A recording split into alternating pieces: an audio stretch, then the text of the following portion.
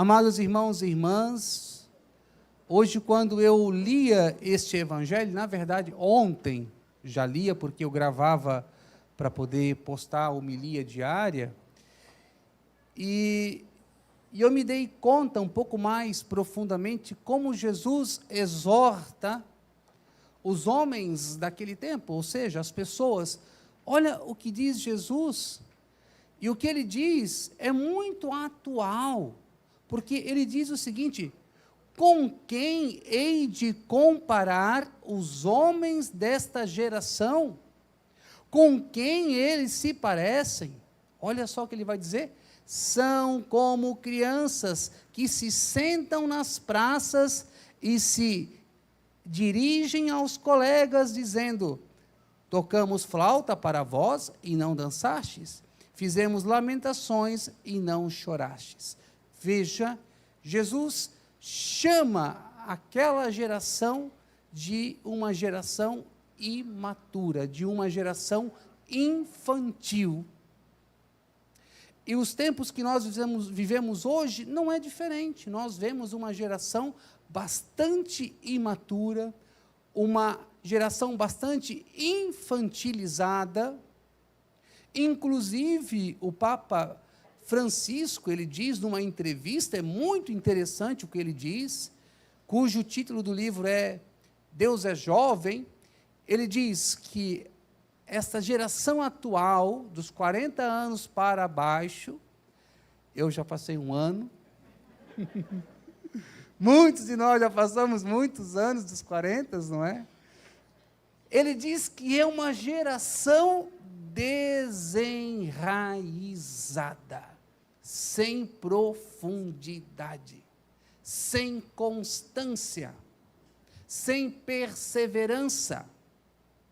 E você vê que isso é muito verdadeiro. As pessoas, elas são muito inconstantes, elas não perseveram, elas começam muitas coisas e não terminam, não vão até o fim. Pode perceber. E também pode perceber que hoje esta geração é uma geração muito sensível. Você tem que cuidar muito com o que você fala, porque facilmente se ofende. Eu não ia falar a palavra mimimi, pensei, mas não falei. Mas veja, é verdade. Hoje as pessoas, qualquer coisa que você fala, sobretudo quando se trata de correção fraterna, de chamar a atenção, de mostrar que aquela atitude, aquela postura não é a melhor, você percebe, elas ficam facilmente ofendidas. Elas não aceitam que as pessoas mostrem para elas, não no sentido de mostrar para humilhar, mas no sentido de mostrar porque quer o bem. Não aceitam que as pessoas corrigem, que as pessoas mostrem o caminho. E aí qual que é o discurso? A vida é minha, eu faço o que eu quero, cuida da sua vida. Mas nós vemos as pessoas muito sensíveis. Elas facilmente, como eu disse, elas se ofendem. Elas facilmente ficam machucadas. Falta nelas fibra. Falta nelas aquela força, aquela determinação. Elas facilmente desanimam, facilmente dizem: não, eu vou desistir, eu vou abandonar tudo, eu não aguento mais. Você não vê essa garra, porque falta profundidade. E aí veja, quando se trata de espiritualidade, e aqui eu preciso dizer uma coisa muito séria, quanto ao que se refere à espiritualidade, tanto quanto mais eu quero crescer espiritualmente, tanto mais eu tenho que ter humanidade curada. Como uma árvore, quanto mais ela sobe, mais profundas são as raízes. Um prédio, quanto mais sobe, tanto mais profundo tem que ser o fundamento. Não é? Na minha época, eu trabalhava na construção, agora acho que nem mais uso isso, mas hoje tem outras técnicas, nós tínhamos que bater estaca, né? E aí o eucalipto tinha que descer, descer, descer, até encontrar água, porque quando ele encontra água, ele se petrifica. Então, aí fica forte aquela construção, não é? Então, na vida espiritual, para que eu realmente tenha uma vida que realmente seja profunda, verdadeira, uma profunda comunhão com Deus, que eu realmente cresça espiritualmente, eu preciso também ter profundidade na minha humanidade. Se eu não curo as minhas feridas, se eu não curo as minhas mazelas, as minhas fragilidades, eu não subo. E vou dizer mais, talvez isso não é muito agradável, aí muitos aparentam ser santos, mas não são. Aparentam ter santidade, têm um discurso bonito, mas, na verdade, dentro dele ou dentro dela está um caos, e às vezes faz um monte de coisas escondidas, às escondidas. Por quê? Porque não corresponde à humanidade daquela pessoa com aquilo que ela discursa a respeito da espiritualidade que ela supostamente diz que tem. Então, para que eu tenha uma vida em Deus, Deus vai passar pela minha humanidade, Deus vai passar pela minha fragilidade, Deus vai passar pelas minhas fraquezas, Ele vai tocar. Porque Ele se fez humano. O Deus que nós cremos é um Deus que entrou na história, um Deus que fez homem. Enquanto fez homem, claro, não teve pecado, mas depois assumiu nossos pecados, e Ele sentiu na carne dele, Ele sentiu na carne dele a dor humana, a fragilidade humana, Ele sentiu. E também, enquanto homem, nós vemos Jesus constantemente expressando emoções e sentimentos. Jesus fica irado com a hipocrisia dos fariseus. Jesus faz um chicote no templo por ver que estavam fazendo da casa de seu pai um comércio. Jesus, ele chora, se comove com a morte de seu amicíssimo Lázaro. Jesus se comove de compaixão, nós vamos ver por esses dias que virão, Jesus se comove com a morte daquele jovem, da viúva de Naim. Jesus se comove, ele está passando por Naim e está acontecendo como é que eu posso dizer, não é peregrinação, mas eles estavam indo para fazer o sepultamento, não é?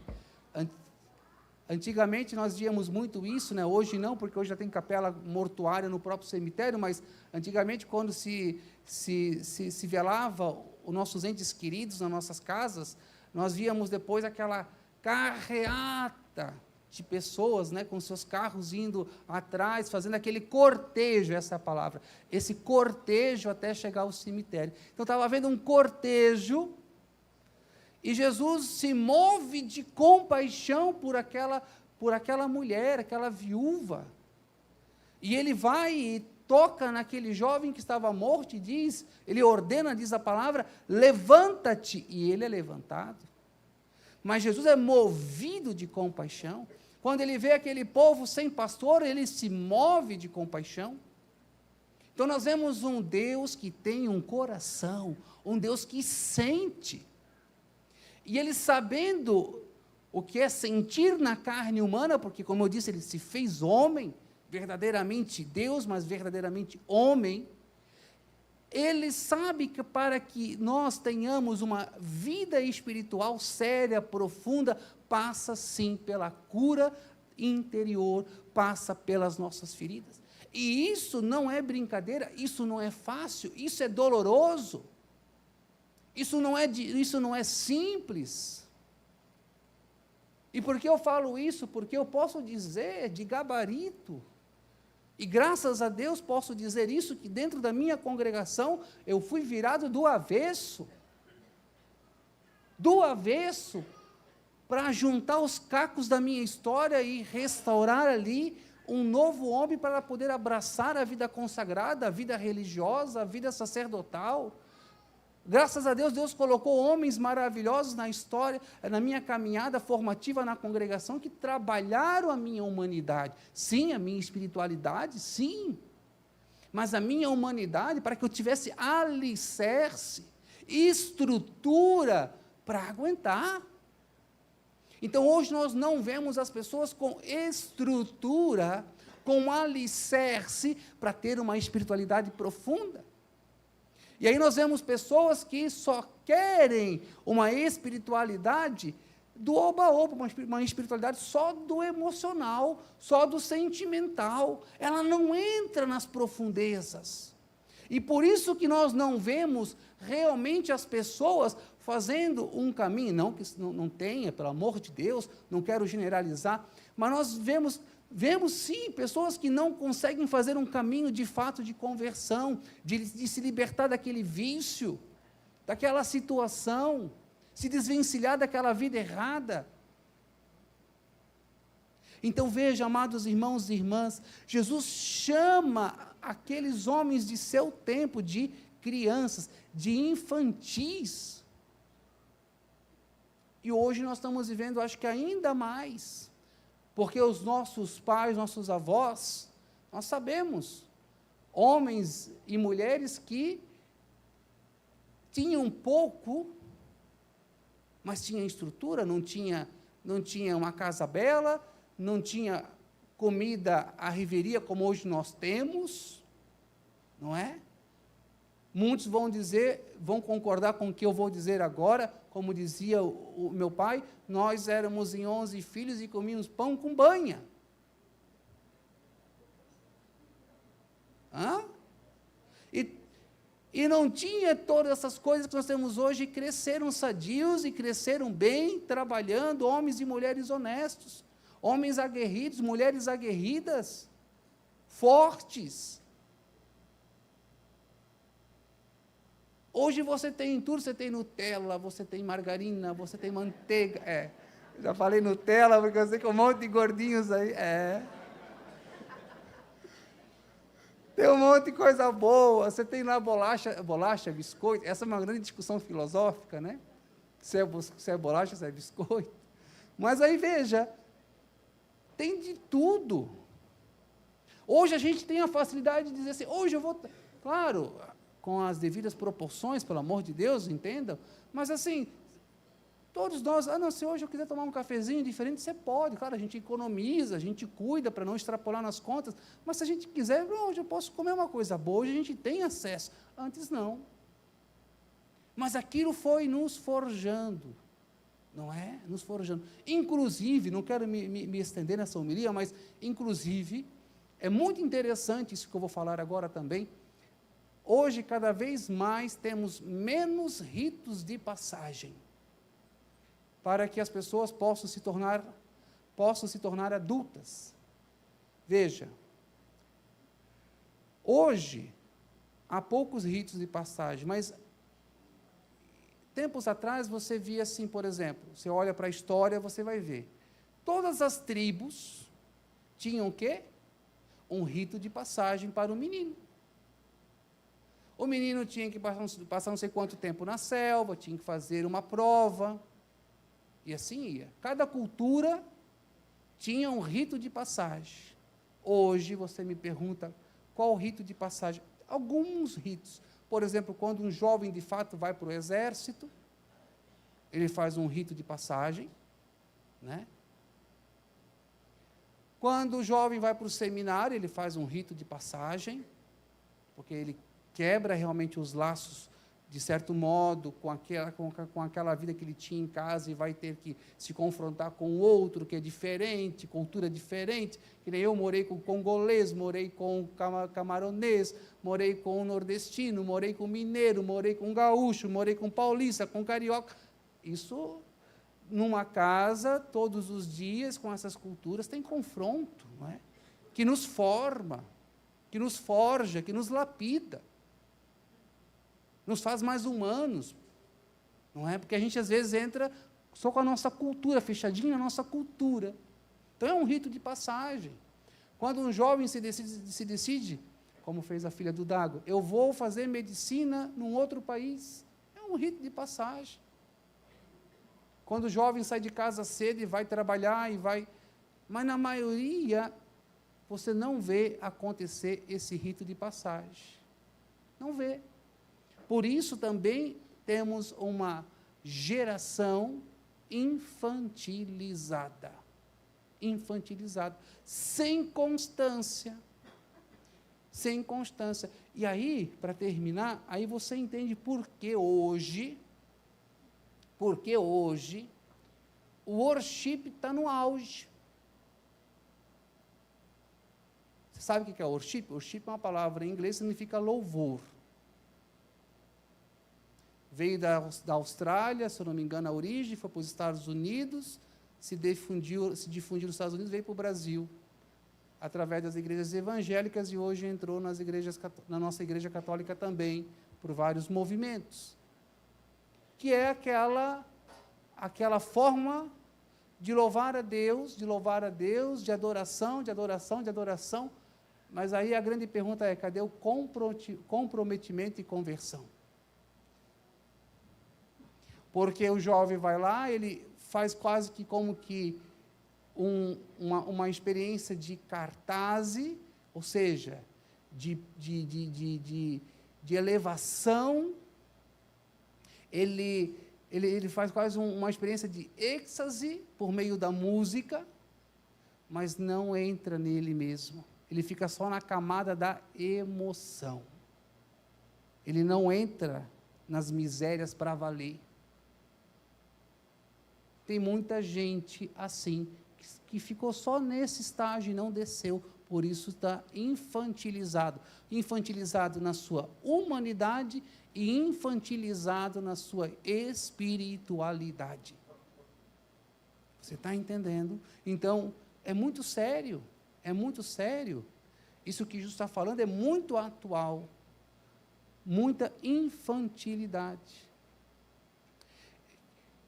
Para concluir, que o nosso coração realmente possa acolher esta palavra, não é? E que nós possamos ter esta coragem de se permitir que Jesus toque as nossas feridas, as nossas misérias. Dói, realmente dói. Como eu disse, eu fui virado do avesso na congregação. E agradeço a Deus. Deus sabe o quanto eu chorei diante do sacrário, para dizer, Senhor, cure as minhas feridas. Com isso quer dizer que eu estou totalmente curado, que eu sou perfeito, que eu estou pronto? Não, porque sempre estamos neste processo. Mas eu digo para você, muitas vezes eu chorei diante de Jesus e disse, Jesus, não está fácil. Essa ferida, esta miséria, este pecado, esta carência, este trauma, essa rejeição, não é fácil, Jesus. Mas muitas vezes Jesus ia falando ao meu coração e aquilo virava conteúdo para que depois eu pudesse partilhar com o meu diretor espiritual e com o meu terapeuta. Com o meu diretor espiritual e com o meu terapeuta. E eu ia sendo trabalhado. E o terapeuta já fazia todo um trabalho de fazer a minha turma justamente confrontar os meus limites, para me trabalhar, para me forjar, porque eu era muito sentimentalista, e ele queria me colocar no equilíbrio, então ele fez assim, me tirou do sentimentalismo, colocou para um racionalismo, e depois me colocou no equilíbrio. Não foi fácil, foram 7 anos, e dentro da congregação, 13 anos de formação, sendo trabalhado, para poder estar diante de vocês, para poder conduzir um povo, para ser pastor. Então, tudo isso também para que depois eu pudesse ser um instrumento de Deus para ajudar vocês. E para dizer, olha, precisamos continuar este processo de cura dentro de nós. Não desanime. Se você acha que não está progredindo muito, seja bem-vindo, somos humanos, nem sempre progredimos como queremos. Nem sempre vamos dar grandes passos, às vezes vamos até regredir, mas Deus está conosco. Porque eu vejo isso nos jovens. que às vezes luta contra certos vícios e não dá conta, e daí fica desesperado, acha que Deus não ama mais e aí desanima na caminhada. Não pare não. Não pare não. Você também, se é adulto e tem algum vício, não pare, não desista. Você pode progredir com a graça de Deus, se você colaborar com a graça de Deus. Muitas vezes vamos achar que não estamos progredindo nada, mas Deus está trabalhando a nossa história. Amém? Louvado seja nosso Senhor Jesus Cristo.